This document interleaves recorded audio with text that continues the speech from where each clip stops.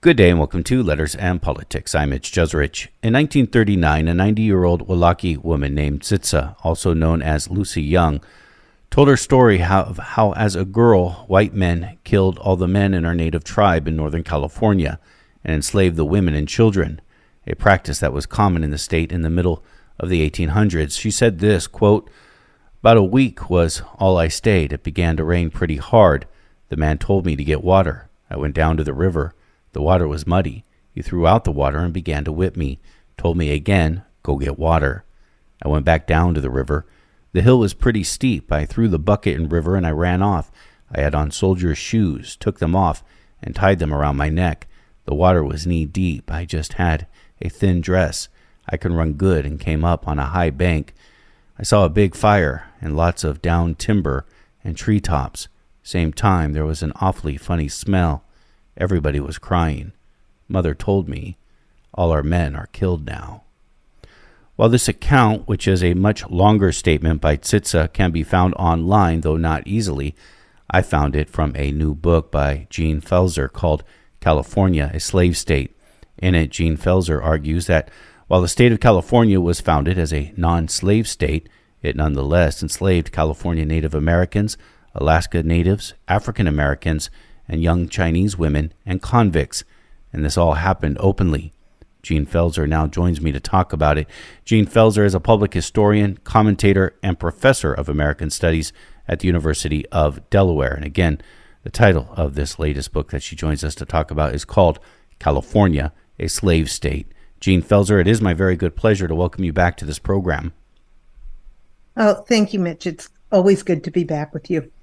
Jean, what I found remarkable about this book and another book, this is the second book that we have interviewed you about over time. You've written others, but two that we've interviewed you about. The first one was called Driven Out, The Forgotten War Against Chinese Americans. And this is an interview I'll never forget because it's a book I'll never forget. I still have it on my bookshelf.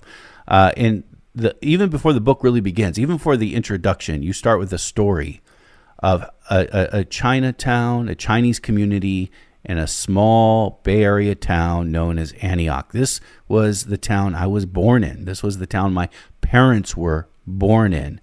And that in the late 1800s, right around then, this small Chinatown just off the Delta near downtown was driven out by a white mob. I believe, if I recall correctly, that their community was even burned down and completely wiped out. And most people didn't even know about this from the town. That's changed. The city now recognizes what happened. There was a great Los Angeles Times article about a year or so ago about it. So that has changed, but it was something that most people never knew about. And again, that was as soon as I opened up your book, there I read that story in Driven Out. This book, California, a Slave State, once again, I learned something very profound that I had no idea about somebody I never heard of. And this again being Tsitsa. I say it can be a little bit difficult to find information about her online because I did a search. If I looked for Tsitsa, nothing came up. I had to actually look for Lucy Young to actually get anything. But it was just, and I suspect I'm not alone in not having heard of this woman, Tsitsa. Again, from the Wailaki tribe. This is what, around Humboldt County? It's in southern Humboldt County. Her tribe, the Wailaki people, were right at the very northern end of the Eel River. So it was northern Mendocino, southern Humboldt County, where the Eel River crosses. Tell me more about her. In 1850, California becomes a state. And in the state constitution, it says slavery will never be tolerated in California. Tolerated is not a legal standard. It's a wishy-washy, deliberately wishy-washy term. Our state constitution was written by slaveholders who had crossed the plains with enslaved Black people for the gold rush. And they very quickly take control of the state, the governor's mansion. And the very first law that they write the state legislature controlled by Southerners, is called the Act for the Protection and Government of the Indian, our very first law. And in that law, California legalizes the forced indenture, the kidnap, captivity, and sale, the forced indenture of California Native Americans. It is under that law that Sixa was kidnapped. She's kidnapped at the same time as what's known as the California genocide is going on. As soon as we become a state, settlers are coming in from the East Coast, some from Mexico, to conquer California by settling it. The academic term is settler colonialism. You win by inhabiting, growing, living, taking over the land. And there was no labor force in California. As the genocide is happening to slaughter the Indians, then there are a lot of vagrants. Now we would call them war refugees. And they're women and children on the run. And they're being chased by the American military. Sixa, in the quote you talk about, had been chased by the American military. Her mom and her sister are taken back to a tiny fort that was built really for the purpose of holding the inland Native Americans. And that fort becomes a slave plantation where they were called traffickers at the time. Traffickers come by and they buy Native Americans from the military fort. They are particularly interested in women and children. There are very few white women and very few white kids in California at this time. The gold rush was sort of a male adventure, and men wanted domestic help, they wanted servants, they wanted romance, they wanted sex, and they are particularly interested in seizing and purchasing Native American women and children. So there's this crazy synchronicity, this brutal synchronicity between the genocide, which Ben Madley writes so powerfully about in a book called An American Genocide. So while the genocide is happening to clear the land, there's another story happening at the same time, and that's the capture and sale of Native American people who are vagrants or refugees. Sixa was on the run. She's 10 years old, and she is captured and sold over and over and over again. I think the passage you read from, she's been sold to a hog farmer, and she flees. He brutalizes her, and she's amazing. And I'm haunted by her at 10 years old. She knows to open the barn door and let the horses out so he can't chase her. She knows how to survive in the redwoods. To get water, she licks the water from the underside of the ferns. She knows how to cross the Eel River, which can be either very sluggish but very rapid at times, depending on the time of the year. And she is always in search for her mom. She is on a quest to find her mom.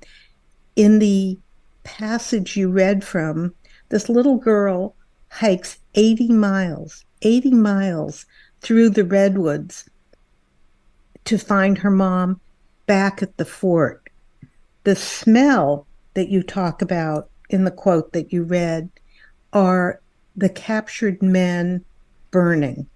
The men that the U.S. military have captured are forced to build their own funeral pyre, and then they die. They're shot through the head and thrown on the funeral pyre, as she's coming back to this fort, she has this horrible smell, and she doesn't know what it is, but it's her elders, the male elders of her tribe. And she finds her mom, and again, she's seized, she runs away, and is captured. When she's 91 years old, she says, white people need to know this story. And she tracks down an Indian agent, a woman she knew, a biologist. And she says, you need to write down my story. And that's the story we have. One of her owners renames her. She's Zixa. It's a very guttural language. And she's been renamed Lucy Young. So that's how you found her, by her white name. Yeah, only by looking for Lucy Young did she come up. So she says, I need to tell my story. And she ends her story saying, that's history, that's truth. What her story and the telling of her story, was this a part of the New Deal? During the New Deal, there was a program to capture and to get indigenous stories from California. This was part of the University of California and Kroeber's attempt to collect and own Native American bones, rugs, pottery, and language. And part of it was to collect stories.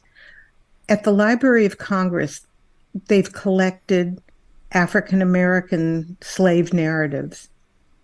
It was a program funded by Roosevelt during the Works Project administration, to help writers, to fund writers and authors, was to sit and collect the stories of enslaved African Americans before they died, because this is by now the 1930s. And what I found with Zixa is that there are also Native American slave narratives. There's some important differences, but the process of being funded by the federal government to save these stories is huge. That's why we have them today. Jean Pfaelzer, you write this: each week from 1857 to about 1863. Again, we're talking about California here. Soldiers entered the inland valleys and hunted and killed 50 or 60 Californian Indians at a time, and then marched the survivors to a fort or reservation, where you go on to write, this is basically when they would become enslaved. The survivors of these massacres became enslaved. Is this official policy? It was. This is under the 1850 Act for the Government and Protection of the Indians. So it is very much official policy. That act is re-upped in 1860, right at the start of the Civil War. Lincoln has to be pressured, remember, to say this is a war about slavery. It's not only a war about states' rights. At the beginning of the Civil War, California re-ups this law to say that parents are not required to sign away their children. It was a free-for-all to kidnap California Native American children that is written into law. So those two laws, the 1850 and 1860 law, legalize Native American slavery in California. Whatever you do, do it for less at Harbor Freight. Quality tools, lowest prices. Again, the California Constitution, and you said slavery would not be tolerated. When I went to go look up the California Constitution, I saw in Section 6, and maybe there's different parts, or maybe it has even been amended. It said slavery is prohibited and voluntary servitude is prohibited except to punish crime. And we'll get into that issue about crime in a little bit later. But then you said that the state and the leaders of the state early on came from the South? I grew up in California. I didn't know. that plantation owners brought enslaved plantation workers, African Americans, either marched them across the plains in these wagon trains, many of which were specifically okayed to bring slaves. There were many wagon trains that refused to bring slaves. Or plantation owners, because it was faster, sailed south from New Orleans down to Panama to the Chagres River, and enslaved people were forced to carry all of the equipment for mining, gambling tents, shovels, food, through the jungles of Panama, up and over the Chagres River, down to the other side, where there were thousands of people gathered waiting for boats to take them up to San Francisco for the gold rush. And if you had an African American person who you wanted to buy a ticket for, it was extra if they were Black. You referenced Benjamin Madley's book, American Genocide, which is about genocide in California. Even for people who will debate whether or not there was a genocide against indigenous people nationally, meaning that there was a designed genocide. Some people will debate whether that it was actually a designed genocide other places. I'm not debating that. I'm just saying people who will debate that still come to recognize California as very much being a genocide. Seems to be very little debate as if California was a deliberate genocide. It seems as it was. What I learned from Benjamin Madley's book, which I found really fascinating, I think most Californians do not know, is that at the constitutional debate to make California a state and to give it a constitution, there was a serious debate about allowing indigenous people, native Californians, to become citizens, because part of the treaty with Mexico after the Mexican-American War was that all Mexicans would become citizens of California. Well, Mexico did allow, Spain and Mexico had its own issues with the indigenous population, but nonetheless, Mexico did allow for the indigenous people to become citizens. And so there was this fierce debate, I think it was in Monterey where this constitutional debate happened, this fierce debate as to whether or not native Californians should become citizens, and the ultimate it failed. That initiative failed, but I think only by one vote. And if they had made now, who knows if they wanted to be citizens? There's a whole other issue there.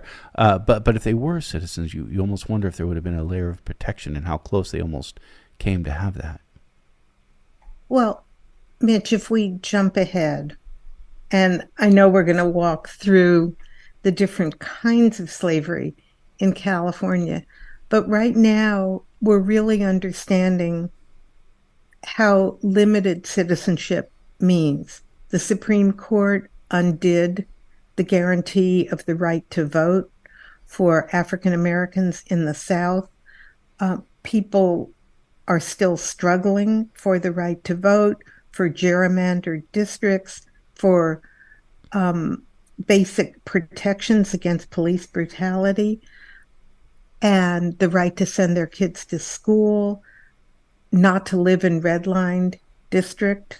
So I think that's a book that needs to be written, is what does citizenship really mean now? You're absolutely right. In the Treaty of Guadalupe Hidalgo, 1848, the U.S. is at war with Mexico. It is a swift war. And in that treaty, we take the top half of Mexico. So Arizona, Utah, California, New Mexico, all of which was Mexican, becomes part of the United States. And with that, we erase a lot of protections that Native Mexicans had while they were still part of Mexico. There were horrible systems of brutality from the Spanish, particularly around the silver mines in Mexico and in Peru, one of the reasons that Spain invades California is that they know that this is a fertile land, and they want to feed the miners and the enslaved miners and the colonists in Mexico and Peru, hoping to grow food in California and ship it south. So this is also not just a local story that's happening on the Eel River, which is where, of course, we feel it most, but it's also a global story of each country that controls California brings its own form of slavery with it. And thinking of, and we're going to talk about other groups as well who you will argue were enslaved in California. With the native Californians, was it recognized at the time as slavery? How do they reconcile this with the state? And it's interesting, we should say the state was founded as a non-slave state. Even that was part of a deal that included passage of the Fugitive Slave Act.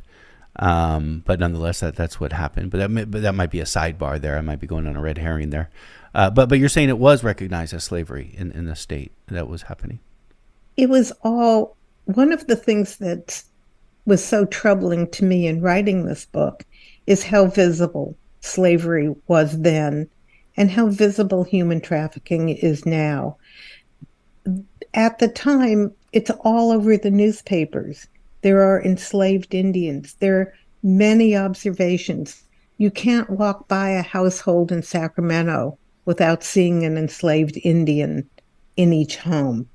This was not a secret at the time. This wasn't our dirty little secret. It was public policy. It was written into law. And everywhere slavery is visible. The chain gangs were visible. The enslaved Africans working in the gold mines were visible. In fact, their visibility made them dangerous because they were seen as competitors with free labor. So slavery was only unknown to us. It was not unknown at the times. Could they leave? What happens if they try to leave? All enslaved people try to leave. And all enslaved people, every episode of slavery in California, people fought back. Had I put a subtitle on this book, it would have been The History of Slavery and Slave Revolts in California. There wasn't one episode of slavery in California where people didn't either flee or organize massive coordinated slave revolts. So like Sixa, the easiest thing to do at times was to flee. Native Americans knew the land that they had lived on, their ancestors had lived on, depending which anthropologist you read, between 6,000 and 12,000 years. That this was land that was known, that was familiar. California Native Americans didn't have the horse. They walked. So they knew this land in their bodies, in their feet, in their directions. They walked for trade. They walked to visit their relatives. They walked to fish. They moved with the seasons. They walked for food. So what I think Sixa knew was how to walk through the redwoods. The redwood forests are not well marked. You can be in the redwood forest and feel very lost because the trees are so tall and there's so many. And yet she found her way back to her mom. You mentioned earlier the vagrancy laws. I imagine this is important because what happens to somebody when they did escape? Was it the vagrancy laws that would then come into play? Because, well, if you're not working, you're obviously a vagrant now, and we're gonna. In other words, was it through the vagrancy laws that people were able to be enslaved this way? Are we speaking about the Native Americans in the 1850s? Yeah. The vagrancy laws made it possible, and you would be captured and held in the jails not only were the forts and reservations slave sale places, slave dens, but the jails were. And it became legal, very legal in Los Angeles, to just go to the jail and buy a prisoner and own that person. So there were many slave dens of what we think of on the Mississippi, or, there were many slave dens all across California. This is Letters on Politics, and we are in conversation with Jean Pfaelzer. Jean Pfaelzer is a historian. She is a professor of American Studies at the University of Delaware, and she joins us for a conversation about her book. It's called California, a Slave State. Jean Pfaelzer, I'd be remiss not to ask about these revolts, these slave revolts in California. Can you summarize them for me? You have to dig deep and fight for what you want. Every group of people who were enslaved revolted. And the enslavement, the human bondage in California happened sequentially. Spain invades California in 1769. And the intention, and the Spanish are carrying a papal bull authorizing this conquest. When Spain invades California, there are 310,000 Native Americans. They had several goals. One was, as I mentioned, to try and feed the colonies in Mexico and in Peru. The bull from the Pope was to convert the 300,000 natives to Catholicism. The other goal of Spain is to stop the Russians who are moving down from the north. So the first slave revolt happens within a couple of years in San Diego. The Spanish enter in San Diego from now what we would see as Tecate and Tijuana, and they cross the border, some by land, some by sea. There are 100 Spanish soldiers and only 8 priests. It's phenomenal to me that with the gun and with the horse, they were able to achieve the conquest of the coastal area of California. The first tribe that they capture and the first mission that is built is with the Kumeyaay and Ipai Indians. After a couple of years at the mission, with the hunger, the rape, the assault, the captivity, the forced labor, the Kumeyaay want to save and rescue their people who've been seized at the mission. And up in the mesas, the Kumeyaay clan and clans who live on the Pacific in a very coordinated way take months to sharpen arrows, make more bows.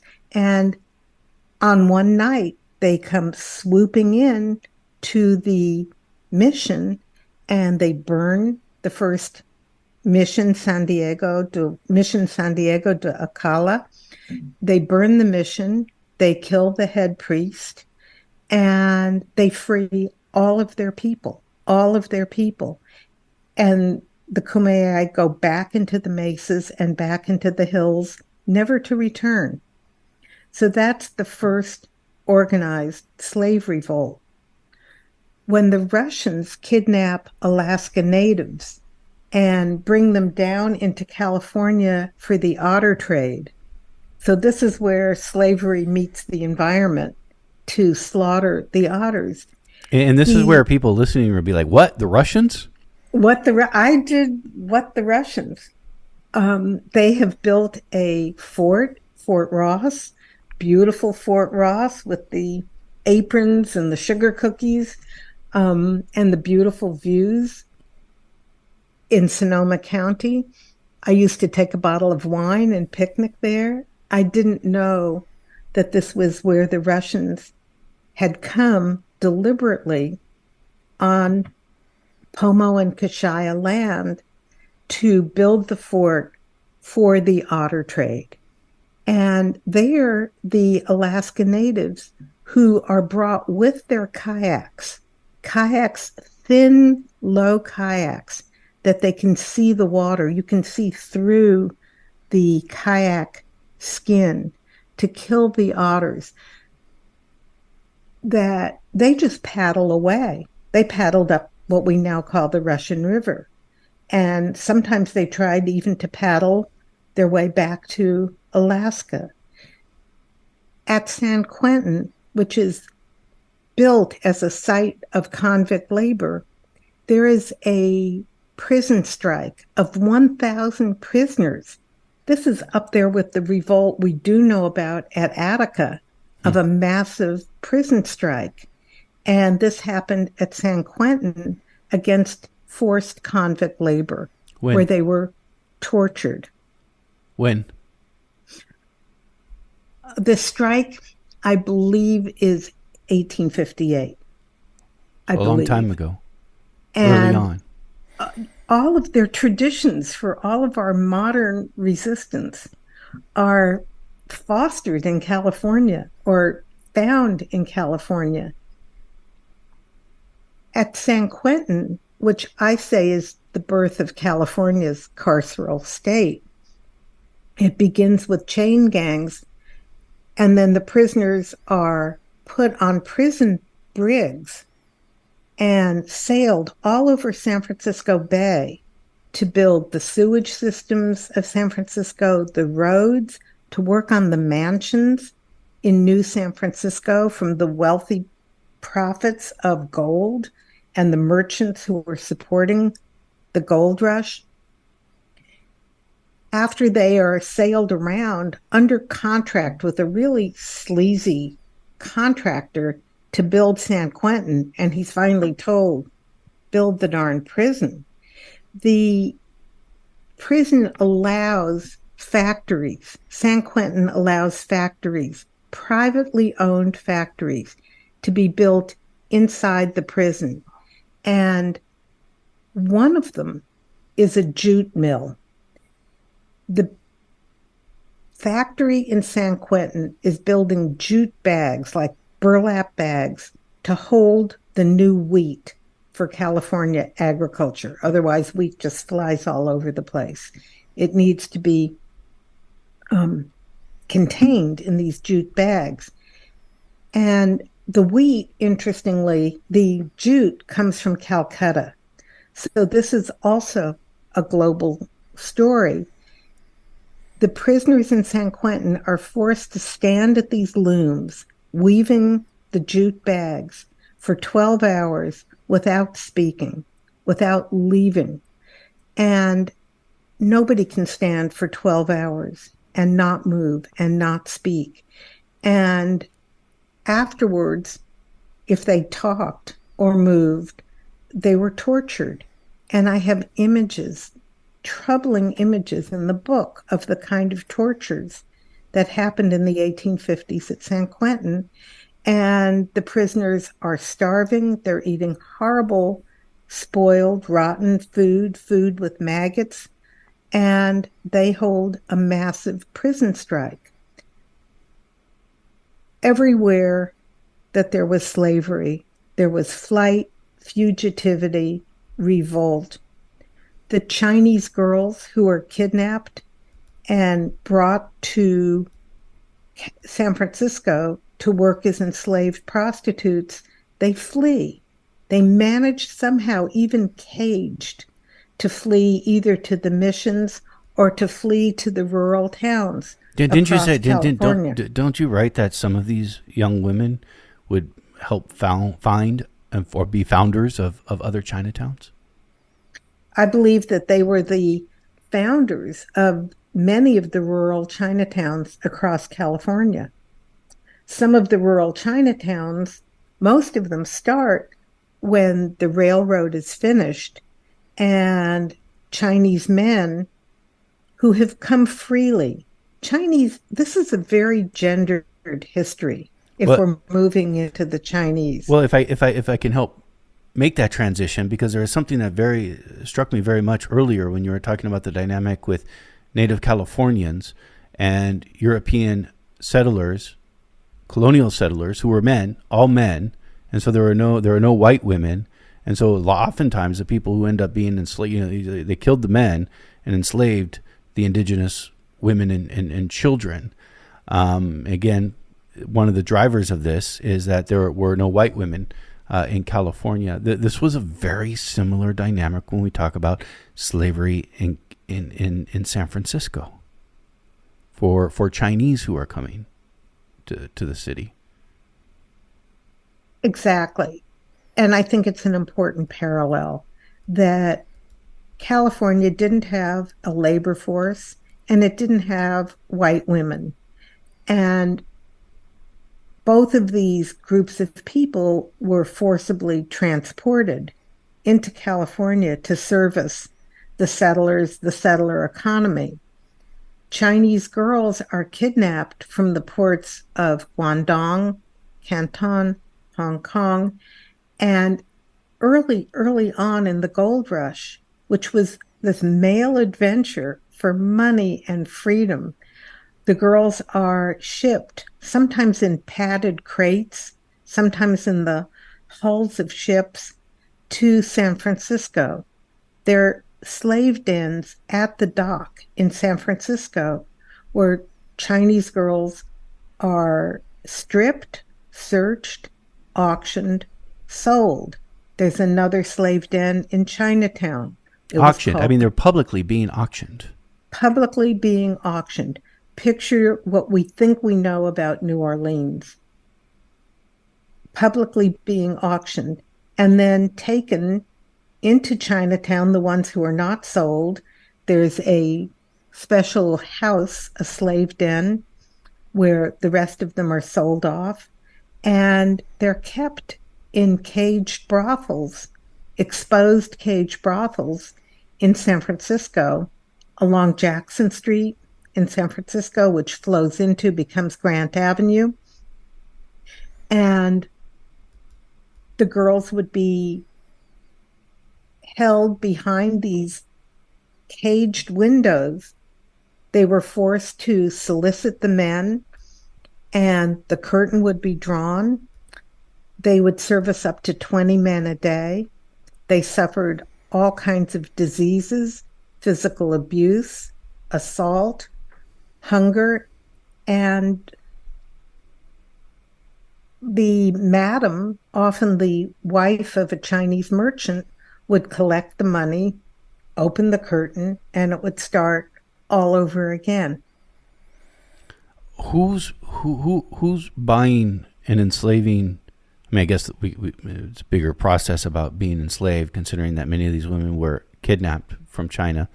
But who's buying these women? Is it Chinese men who have come to California for the gold rush and other economic opportunities? Is it white men? Is it both? Everybody was buying the Chinese girls for sexual slavery. African Americans, whites, Chinese men, Irish immigrants. Everybody was, and there were so many witnesses because the madams were paying off the police. The journalists get very involved in telling super touristy, titillating stories. There were guided tours of the brothels and the opium dens in Chinatown that some of them were just staged for tourist events and guided tours. I found little advertising cards by the guides promoting their tours of the opium dens and the brothels, just for people to have the excitement of voyeurism and looking. Everybody bought the Chinese girls. What struck me, though, was their ability to flee.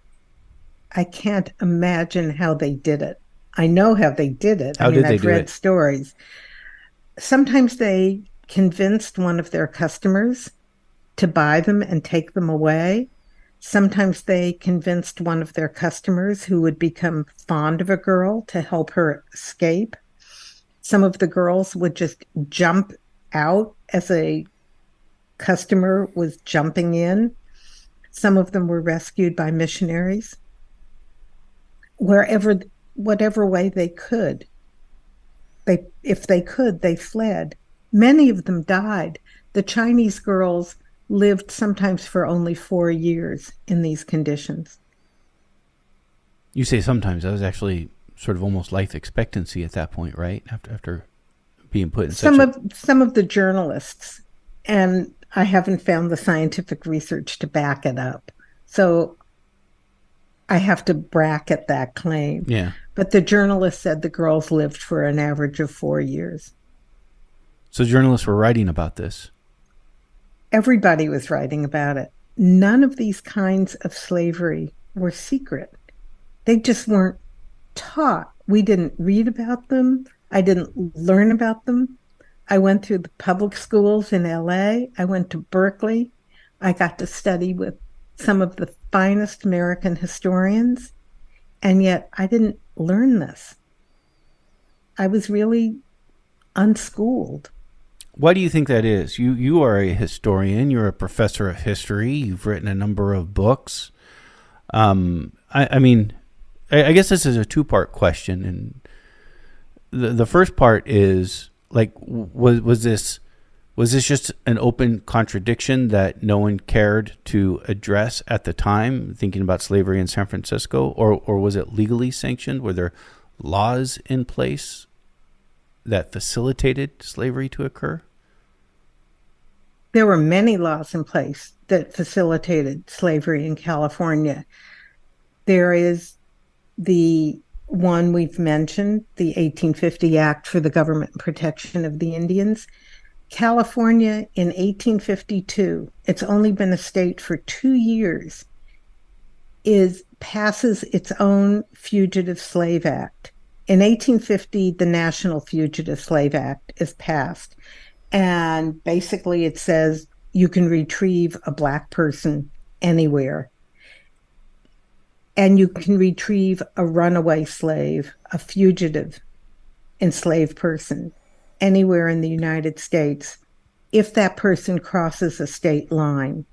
That law didn't work for California. This sounds like a technicality, but it was a big deal. Slaveholders brought their slaves into California and then they fled. The enslaved people didn't cross a state line to flee. I want to get into that. That was the glitch. Let's get into that next, but I just don't want to lose focus on San Francisco here. Was it legally sanctioned for what was happening to the young Chinese women? There were not laws that legally, not like the Fugitive Slave Act or the Indian Act, as its shorthand is called. There was not a law that said the enslavement of Chinese prostitutes is legal. There's no parallel law for that. It was corruption. The police were bought off. The city officials were bought off. The journalists are making a profit telling this sordid story. I think when we think about Chinese immigration, we think about Chinese men. We think about Chinese men who came for the railroad. Chinese men came to the United States freely. They chose to come here. Some of them were destitute.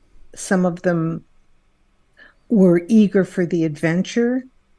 There had been a wacko revolution in China, the Taiping Revolt, and there were millions of vagrants wandering towards the port city, and suddenly there's the gold rush. And there's money, there's adventure, there's getaway from home, there's all of the reasons people want to explore. And Chinese men chose to come here. They weren't, quote, coolies, they weren't enslaved, they weren't unfree, and they come for the gold rush, and then they come under contract because white people wouldn't do the work.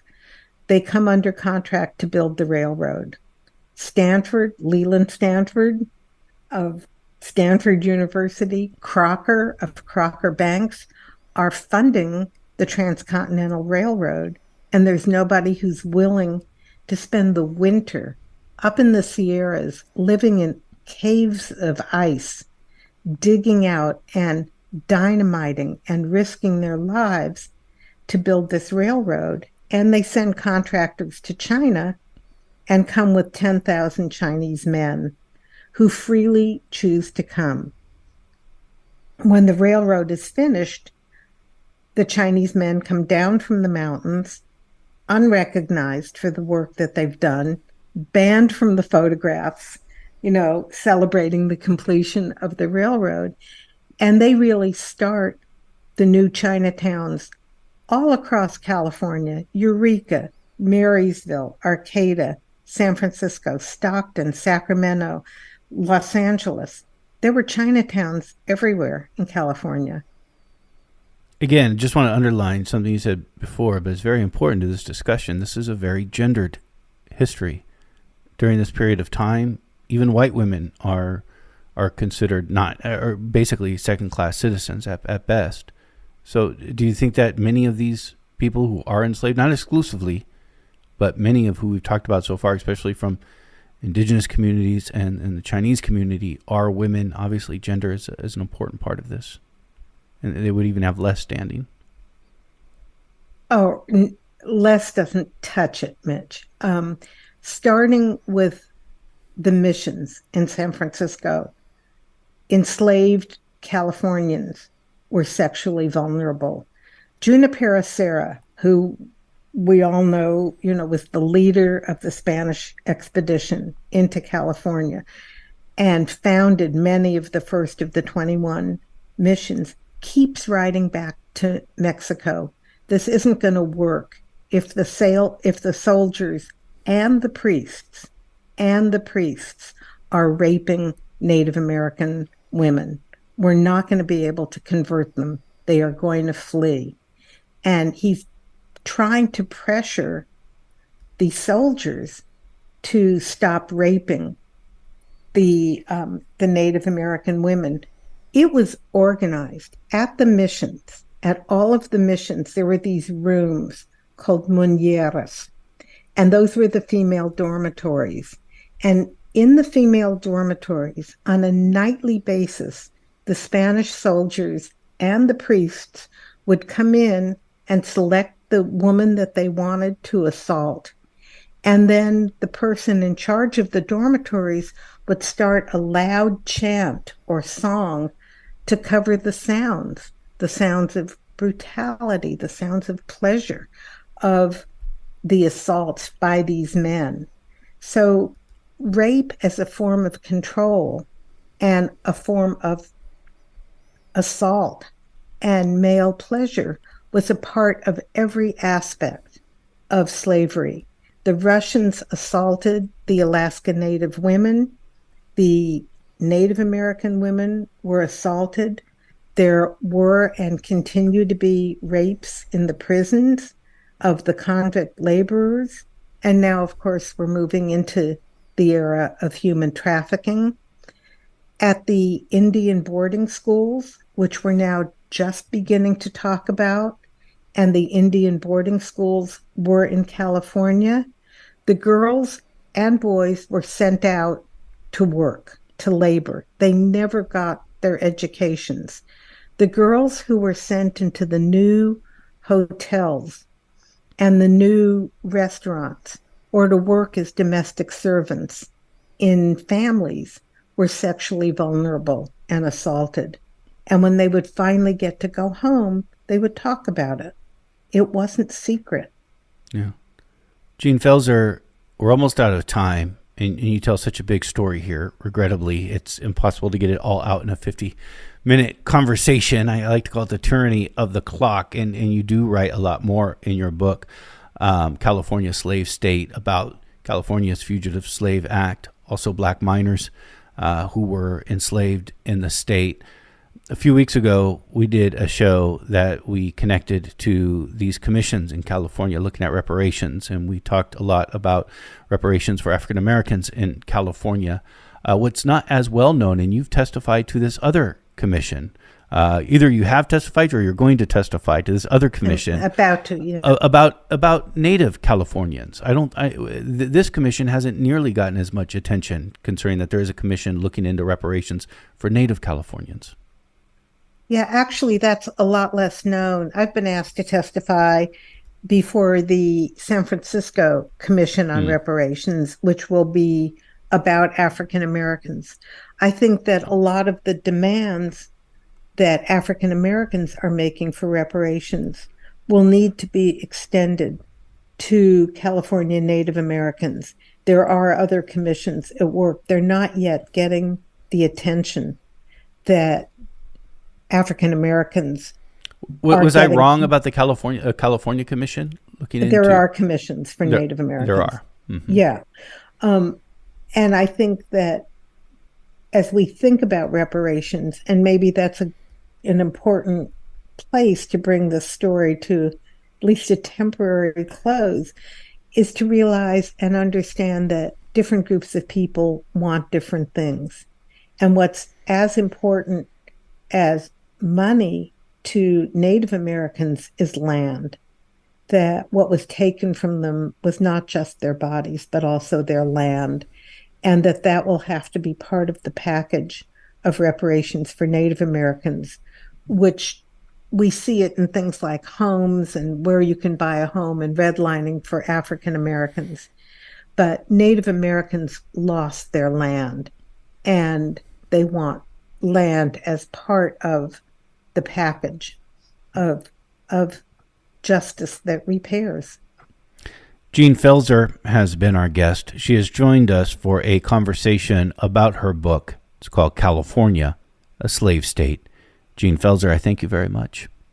Thank you for having me back.